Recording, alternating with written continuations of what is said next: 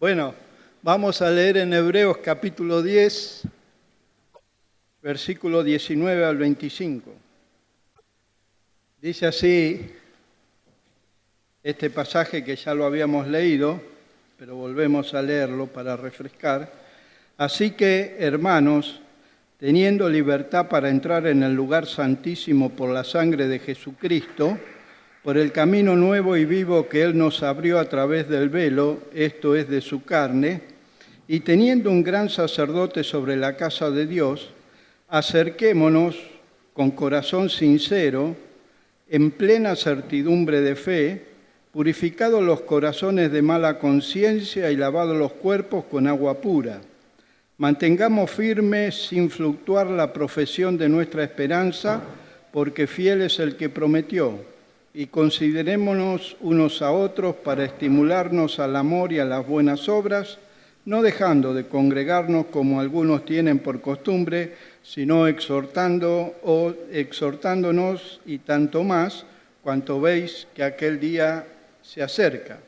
Bien, estábamos viendo, si se acuerdan, pasan rápido los domingos y no nos volvemos a ver y nos olvidamos seguramente, pero estábamos viendo algo de simbología o símbolos en la Biblia.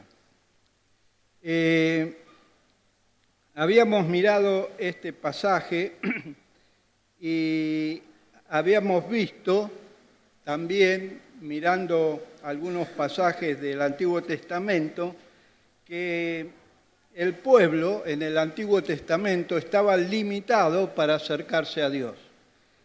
No podía entrar al lugar santísimo, no podía de ninguna manera acercarse a ese lugar porque solamente de manera, digámoslo así, oficial o para ofrecer el culto a Dios podía acercarse el sumo sacerdote y solo una vez al año.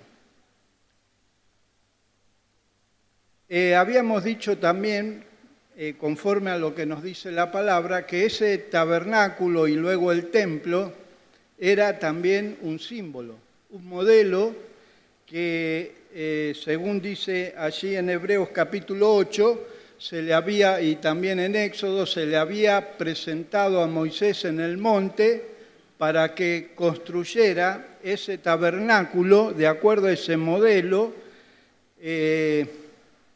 que representaba, va a decir en el libro de los Hebreos, cosas celestiales. Y ese tabernáculo que iba a levantar Moisés iba a ser el lugar donde iba a morar Dios en medio de su pueblo. Ahora cuando pasa todo eso y venimos al Nuevo Testamento, nos encontramos con estas palabras que dice: acerquémonos confiadamente o teniendo libertad para entrar en el lugar santísimo. Habíamos visto lo que esa expresión significaba en ese momento, para un hebreo, un judío, un israelita, especialmente que procuraba guardar la ley y que conocía todo lo que tenía que ver con el culto, lo que representaba para ellos y lo que representa hoy para nosotros es muy distinto. Ahora, el pasaje dice, teniendo libertad para acercarnos al lugar santísimo.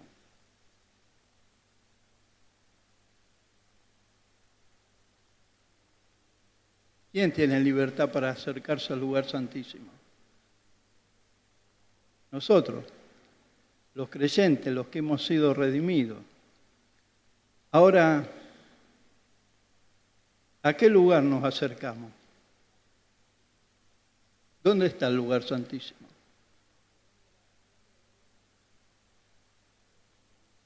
En la presencia del Señor.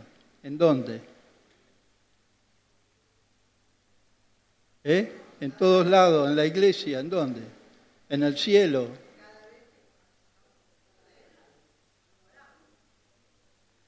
Claro,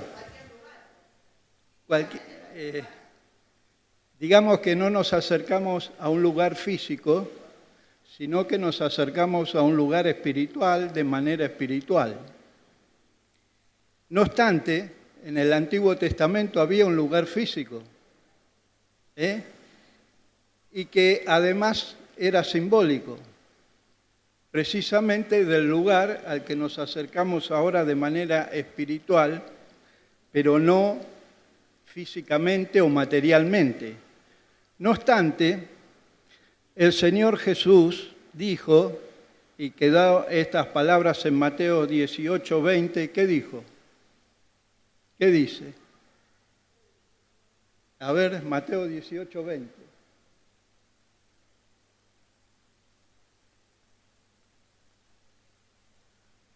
¿Qué dice?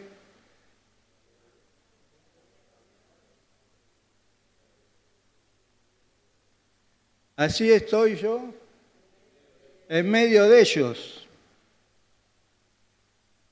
Y si está el Señor en medio, ¿qué quiere decir? Que está la presencia de Dios, ¿no? ¿Y qué le dice Pablo a Timoteo? Muchas cosas, bien, pero entre otras cosas le dice, estas cosas te escribo para que sepas cómo debes conducirte, ¿dónde? ¿Dónde? En la casa de Dios. ¿Qué más? No, antes, fundamentalmente antes, ¿qué dice decir eso? La casa de Dios que es la iglesia del Dios viviente, columna y baluarte o sostén o apoyo de la verdad. ¿La casa de Dios cuál es ahora?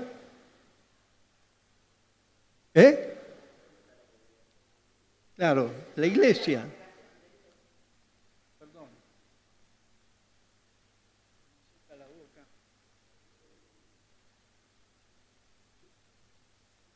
Entonces, la iglesia es la casa de Dios. Antiguamente, ¿cuál era la casa de Dios? El tabernáculo, el templo, ¿no? Ahora, la casa de Dios es la iglesia. Y el Señor Jesús dijo, donde hay 2 o 3 reunidos en mi nombre, así estoy yo en medio de ellos. Quiere decir, o podríamos decir, que la iglesia, ¿qué es la iglesia?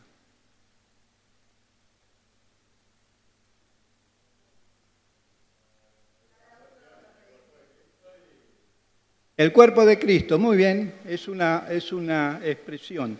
Pero, ¿cuándo está la iglesia reunida o congregada?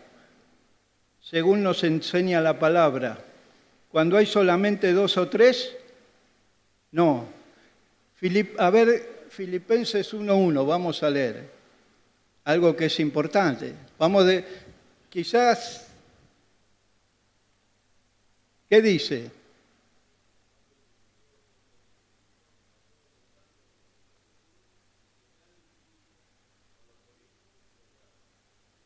¿A quién se está dirigiendo allí la carta a los filipenses?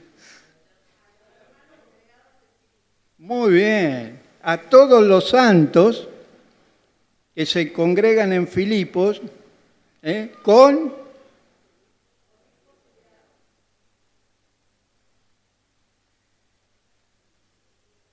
¿Eso qué es? Una iglesia. ¿Pero cómo la llamamos? Muy bien, una iglesia local. La iglesia, vamos a decir esta palabra, la iglesia del Señor Jesucristo es global, para no decir universal, ¿no es cierto? Porque da confusión. No es la iglesia que se profesa universal. Bueno, no entremos en detalles. No perdamos tiempo. La iglesia global está compuesta por todos los creyentes, los que han sido redimidos, los que han creído en Cristo Jesús y habitan en el mundo. Pero esos creyentes se congregan en iglesias locales según su lugar donde viven, su localidad. Entonces, una iglesia local es donde se congregan los santos, como decía Filipenses, con sus ancianos y diáconos. Eso es la iglesia. Y cuando la iglesia está reunida así, podemos decir que está reunida la iglesia. Puede ser, ¿no es cierto?, que en alguna iglesia no estén debidamente nombrados ancianos y diáconos, pero no obstante, ¿no es cierto?, nosotros vamos a ver que en la iglesia, aun cuando es pequeña, hay hermanos que sin estar reconocidos, digámoslo así oficialmente, hacen el trabajo tanto de ancianos como de diáconos. El apóstol Pablo le dice a los tesalonicenses, en capítulo 5, creo, versículo 12, si no me equivoco, os ruego, hermanos, que reconozcáis a los que trabajan entre vosotros y os presiden en el Señor y os amonestan. Seguimos. Y que los tengáis en mucha estima y amor por causa de su obra.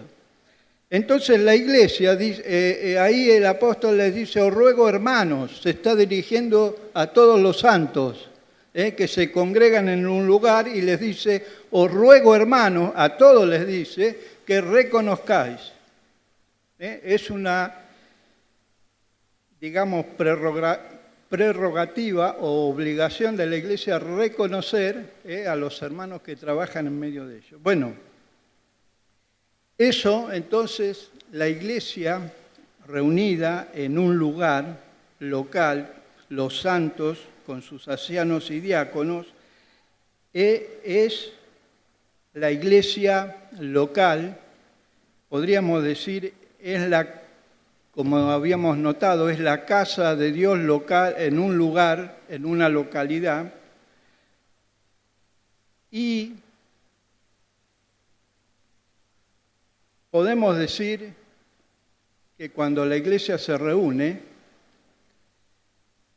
allí está el lugar santísimo. Quizás no tenemos mucha conciencia de esto, pero es lo que nos enseña la palabra. Pero llevando esto lo venimos diciendo para ver el tema de los símbolos. Habíamos hablado la vez anterior y habíamos hecho notar que nosotros tenemos muy bien entendido, conocido, dos símbolos que son fundamental importantes. ¿Cuáles son?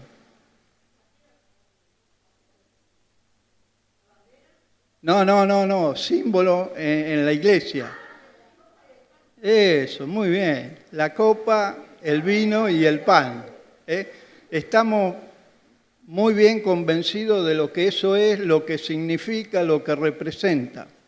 Eso nos va a ayudar también a entender algo más, porque dijimos que hay más símbolos en la iglesia. ¿Y cuáles son? Quedamos ahí, ¿no?, con esa incógnita.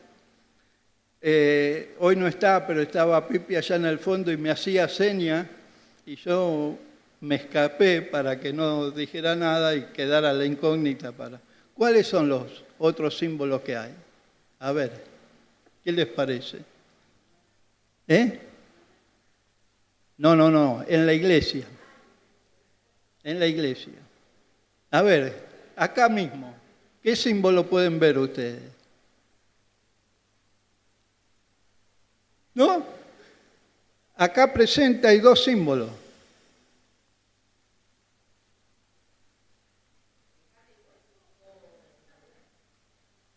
Material y de carne y hueso también. No.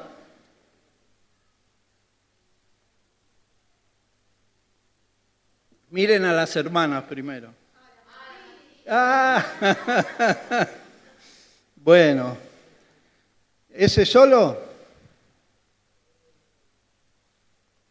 ¿Cuál otro? ¿No?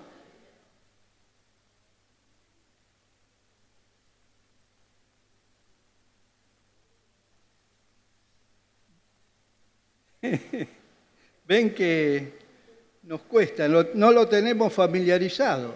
Ahora sí tenemos familiarizado el tema de que las hermanas se ponen una mantilla. ¿Por qué? ¿Por qué las hermanas? De sujeción a una autoridad. ¿Y dónde dice eso?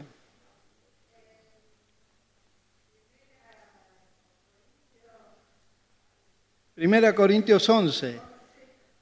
¿Será que lo dice ahí? Vamos a leerlo. Primera Corintios 11. Vamos a leer Primera Corintios 11 y vamos a prestar atención. Yo lo leo despacio y claro y ustedes vayan prestando atención.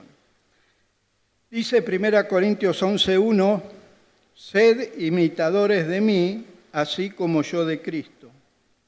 Versículo 2. Os alabo, hermanos, porque en todo os acordáis de mí y retenéis las instrucciones tal como las entregué. Pero quiero que sepáis que Cristo es la cabeza de todo varón y el varón es cabeza de la mujer y Dios es la cabeza de Cristo. Todo varón que ora o profetiza con la cabeza cubierta frente a su cabeza. Pero toda mujer que ora o profetiza con la cabeza descubierta afrenta su cabeza, porque lo mismo es que si se hubiera rapado.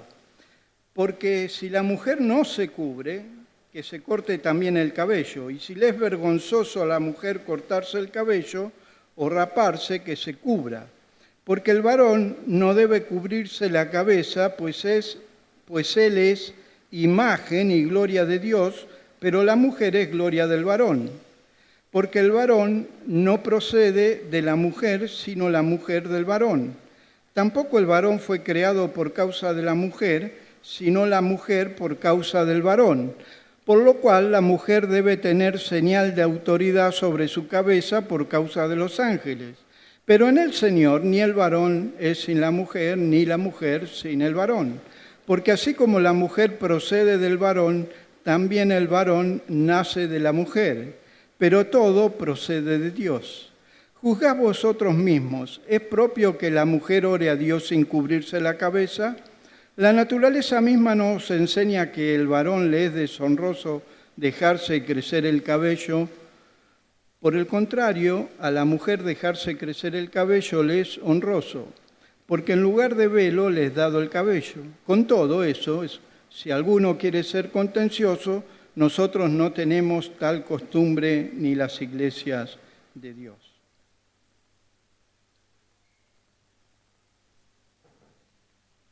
Señal de autoridad, dijeron, o sumisión a la autoridad. ¿Qué autoridad? ¿Del varón? De Dios.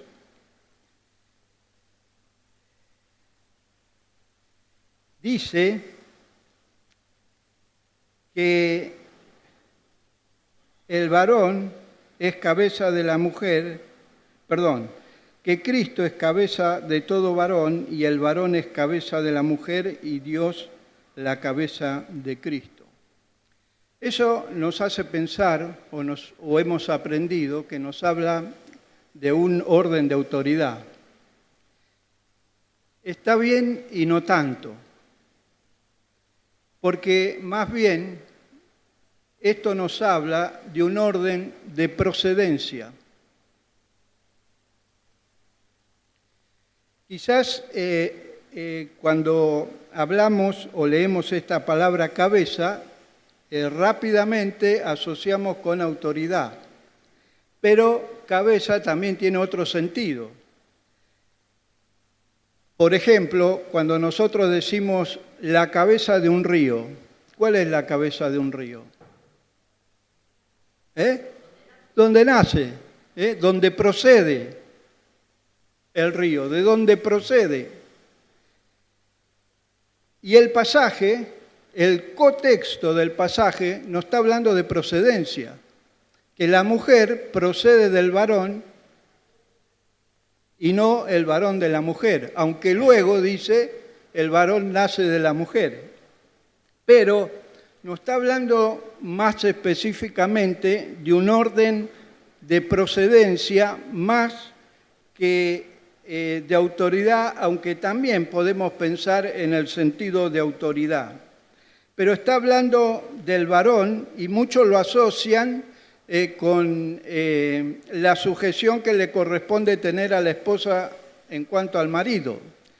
Pero acá no está hablando de eso, porque está hablando de la mujer con el varón.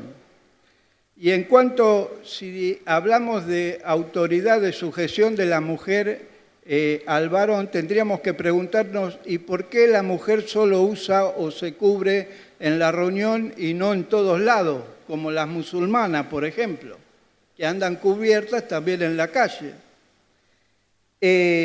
Bueno, ahí está el punto. Y tenemos que ir despacio, pero nos habla de que también, decíamos, nosotros ponemos el énfasis en que la mujer tiene que cubrirse. Pero la Escritura también nos dice que el varón no tiene que cubrirse. Y de eso hablamos poco también. Se dice, ¿no es cierto?, que este pasaje hace referencia a un estilo cultural de la vida o cómo debían conducirse los corintios respecto de cómo vivir en ese momento y de que eso habla de ese tiempo y que ahora está caduco.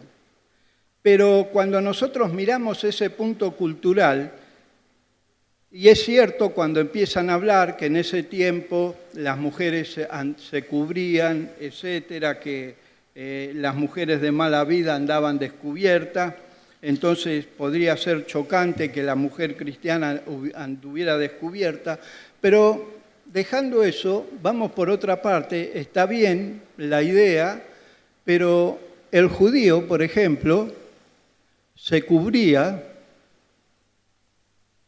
cuando oraba, cuando iba al templo, cuando iba a la sinagoga.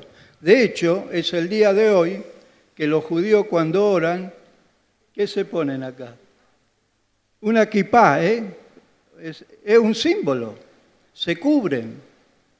Entonces, lo que para uno podía no ser chocante, sí lo era para otros. Es decir, que el hombre, que se le diga al judío que el hombre no tenía que cubrirse, podría ser chocante. ¿Cómo?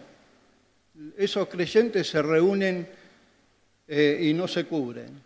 Los varones se descubren.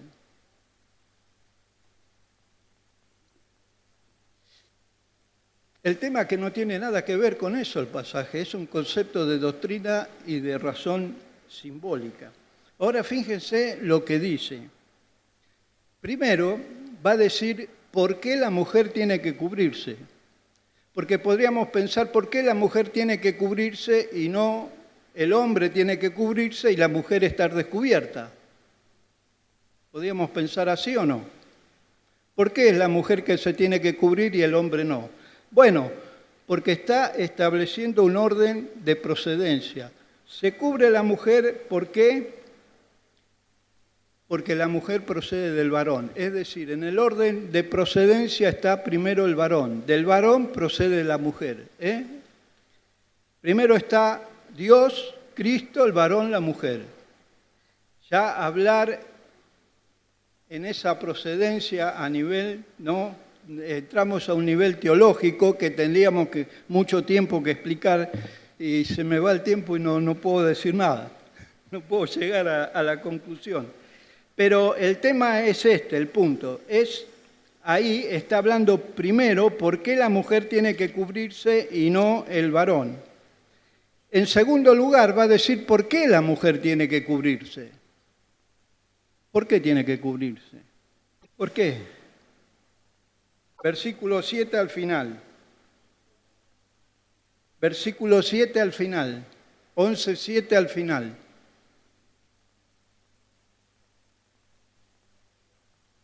¿Qué dice? Pero la mujer es gloria del varón. Y el varón no debe cubrirse, ¿por qué? Dice, porque él es imagen y gloria de Dios.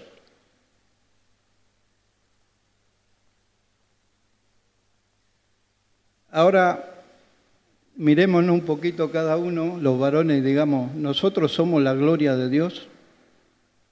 ¿Qué les parece? Poca cosa sería, ¿no? Claro, no es que somos la gloria de Dios, sino que representamos simbólicamente, así como el pan en la cena del Señor representa el cuerpo de Cristo, el varón en la iglesia reunida, congregada, representa, simboliza la gloria de Dios. Dijimos que estamos en la casa de Dios, en el lugar santísimo, ¿no es cierto? El varón representa la gloria de Dios y la mujer representa la gloria del varón. Por eso tiene que cubrirse. ¿Y por qué tiene que cubrirse? Vamos a leer en Isaías capítulo 6, rápidamente, del versículo 1, leo rápido, dice el profeta Isaías: en el año que murió el rey Usías, vi yo al Señor sentado sobre un trono alto y sublime, y sus faldas llenaban el templo. Por encima de él había serafines. Cada uno tenía 6 alas, con 2 cubrían sus rostros, con 2 cubrían sus pies, y con 2 volaban. Y el uno al otro daba voces diciendo: Santo, Santo, Santo, Jehová de los ejércitos, toda la tierra está llena de su gloria. Leemos hasta ahí. Dice el profeta que vio a Dios en su templo. ¿En qué templo? No especifica, pero seguramente podemos pensar que la visión es del templo celestial, no del templo de la tierra, sino del templo celestial. Y dice que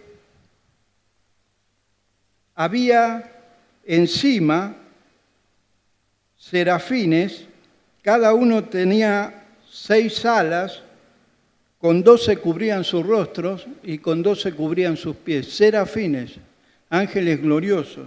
La expresión serafines tiene el sentido de ardiente, de centellantes, de una luz muy brillante.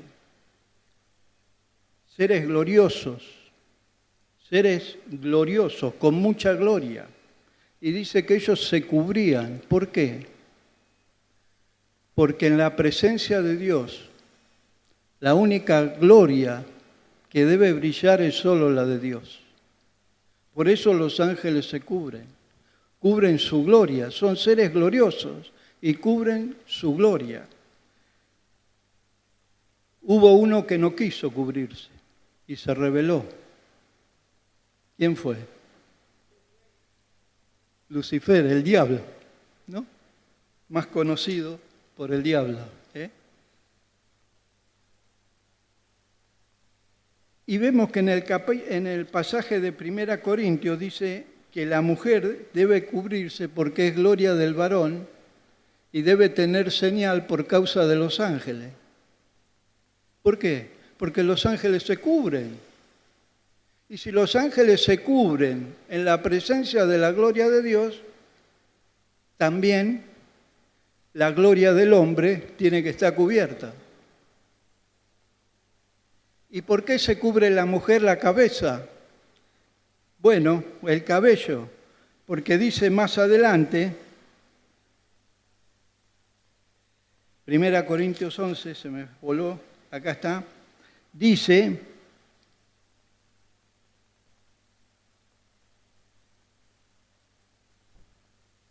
por el contrario, versículo 15, a la mujer que dejarse crecer el cabello le es honroso. Esa palabra es doxa, es gloria, es su gloria. El cabello en la mujer naturalmente, físicamente y naturalmente es su gloria. Por algo las mujeres lo cuidan tanto, ¿no? Y no les gusta andar peladas, ¿verdad? Aunque hoy ya todo es un cambalache, pero normalmente la mujer cuida su cabello y sin duda, como dice acá la Escritura, y lo dice la Escritura, el cabello es la gloria de la mujer. Entonces la mujer cubre su gloria y se cubre porque es gloria del varón, del hombre. Tendríamos que ir un poquito al Génesis para ver esto, pero voy a adelantar el punto final y después vamos a ir despacito desglosando todo para llegar a poder comprender bien el pensamiento. Entonces decimos esto: cuando la mujer cristiana en la congregación de la iglesia, cuando está congregada la iglesia, se cubre, está ejerciendo un doble ministerio público, en silencio. Escuchen, está ejerciendo un doble ministerio público en silencio. Primero, está proclamando que estamos en la presencia de Dios. Y segundo, está proclamando la gloria de Dios. En silencio, simbólicamente, como aquellos querubines delante del trono de Dios, dicen: Santo, Santo, Santo, Jehová, Dios de los ejércitos, toda la tierra está llena de su gloria. Están proclamando la gloria de Dios. Miren qué cosa, ¿no? ¿No nos parece? No les damos importancia, pero ¿para qué? ¿Tanto? ¿Es para tanto? ¿Por qué? Pero recordemos lo que habíamos anticipado cuando leímos en Éxodo. Dios le dijo al pueblo que cuando trajeran holocaustos, ofrendas a Dios, hicieran un altar de tierra. No lo hagan de piedra. Háganlo de tierra. Pero si lo hacen de piedra porque quieren hacerlo de piedra, no lo hagan elevado, no lo hagan alto, no lo labren, no labren las piedras. Háganlo sencillo. Eso es lo que quiero que hagan, eso es lo que me agrada. Cuando nosotros hacemos un culto a Dios, ¿para qué lo hacemos? Para agradarle, para honrarle. Traemos ofrendas espirituales para agradarle. ¿Y Dios qué dijo allí en el Éxodo? Cuando ustedes ofrezcan un holocausto, háganlo en altar de tierra, y cuando hagan esto, y yo vea la ofrenda, me voy a agradar y voy a venir y los voy a bendecir. Y queremos que Dios nos bendiga. Bueno, tenemos que hacer lo que Él nos pide, nada más que eso. Y a veces le damos tanta vuelta a las cosas y lo que Dios nos pide es sencillo. Y le damos tanta vuelta que lo sencillo no queremos hacer y lo queremos hacer cosas complicadas que Dios no quiere. Cuando la mujer cristiana en la reunión se cubre, grábense esto, está cumpliendo un doble ministerio. Está proclamando que estamos en la presencia de Dios y está proclamando la gloria de Dios. Vamos a ir desarrollando el tema despacito para ver cada punto, cómo la Escritura allí de 1 Corintios 11 nos enseña eso. Y si pueden, lean el pasaje, léanlo muchas veces, piensen en lo que estamos diciendo y vayan procurando ver estas verdades que nos enseña la palabra de Dios. Me pasé mucho, pero bueno, quería redondear un poquito el pensamiento para que no quedemos pendientes para la próxima. Sí nos queda pendiente aclarar bien el porqué de esto. No es una costumbre de otra época. Es algo importante que si lo guardamos, Dios se agrada y nos va a bendecir. Que el Señor bendiga su palabra.